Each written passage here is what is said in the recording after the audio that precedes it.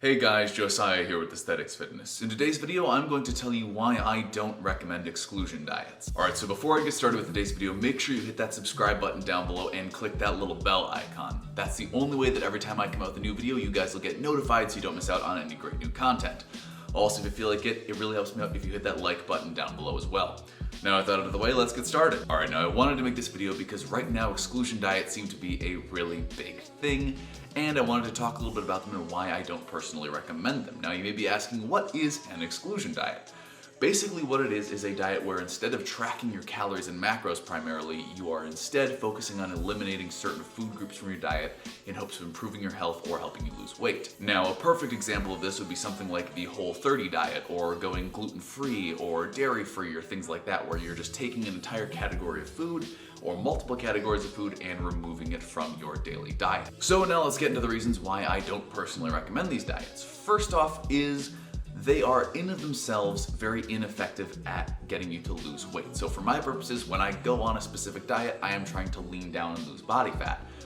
When you are going on an exclusion diet, you are not generally, at least primarily, tracking your calories and your macros as your primary way of losing weight. And if you've watched my other videos on the subject, you know that the only scientific way to lose weight, the only possible way that this happens, is consuming fewer calories per day than you burn. It's the law of thermodynamics. Think about it. If you are taking in less potential energy than you are burning, you are going to lose body mass. If you are taking in more potential energy than you are burning, you're going to add body mass. You can't create or destroy energy. That's just not how physics works. So physically speaking, the only way to lose weight is to eat fewer calories than you burn, and the only way that people can gain weight is by eating more calories than you are burning. So people who are saying, oh, I just can't lose weight, I'm eating nothing, something weird is going on there, because that's not how that works scientifically. Now, when you are on, say, a Whole30 diet, where the diet specifically instructs you not to track anything, don't track your weight, don't track your calories, well, that's an ineffective way of losing weight, because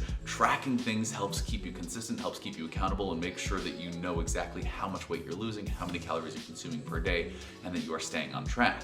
With the Whole30 diet, instead of tracking anything or working in a scientific basis to lose weight, what you're doing is instead eliminating certain food groups, things like nuts and things like dairy. The problem with this is, even if you eliminate all of these things from your diet, if you are consuming more calories than you're burning of the things that you are allowed to eat, you're still not going to lose weight. It's just not going to happen. Even on something like a keto diet, where you're eating zero carbs or very, very low carb, if your protein and fat intake combined into calories is more calories than you're burning, you're not going to lose weight. It doesn't matter that your body's not getting carbs. It can still create fat from dietary fat sources. It's possible. It's harder for it to do, but it is still possible. And that leads me to my second point, which is that often these exclusion diets are fairly arbitrary with the categories of food that they exclude you from eating.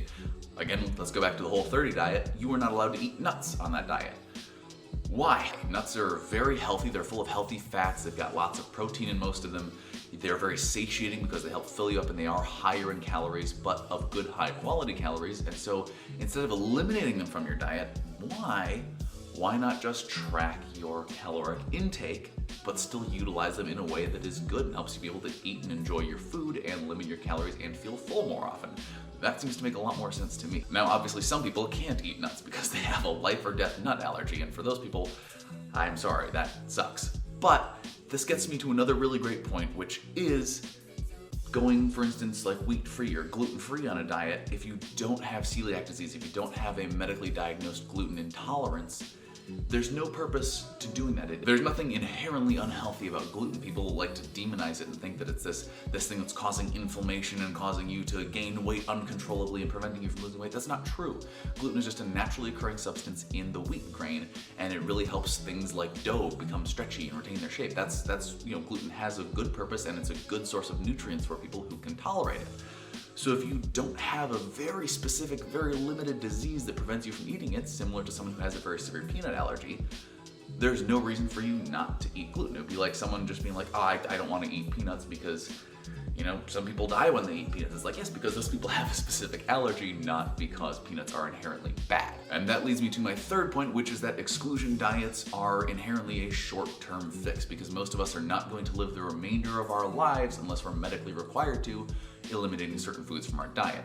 So for instance, if you go on, and it's even built into, again, diets like the Whole30 diet, it's built in, it's a 30-day diet. This isn't something that you do long term, or even people who, go on a keto diet. Many people who long term are eliminating all carbs from their diet, it's hard to have a social life and go out to restaurants. It's hard to resist all carbs all the time indefinitely. And I do sometimes use like a keto diet as sort of a way to shake things up, just to experiment with it in a short-term way, the way that I think that more exclusionary things are inherently built to be. But long-term, I don't keep to a specific exclusion diet. I will have a decent amount of fats, a decent amount of carbs, and a decent amount of protein in my diet and just track my overall calories and macros every day.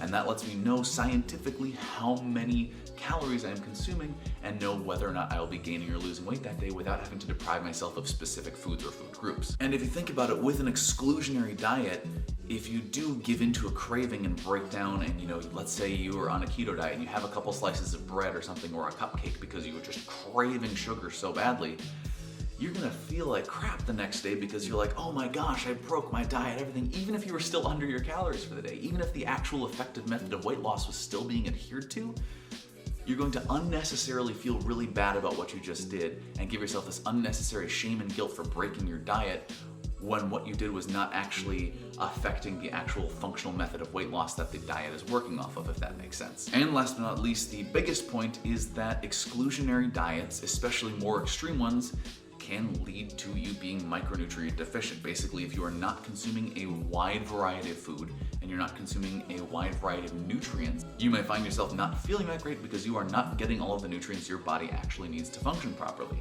If you look at like an old school bro science bodybuilding diet of chicken breast and rice and broccoli and nothing else, that's an incredibly micronutrient deficient diet. You're not getting a lot of very important nutrients that your body needs to function well and optimally perform.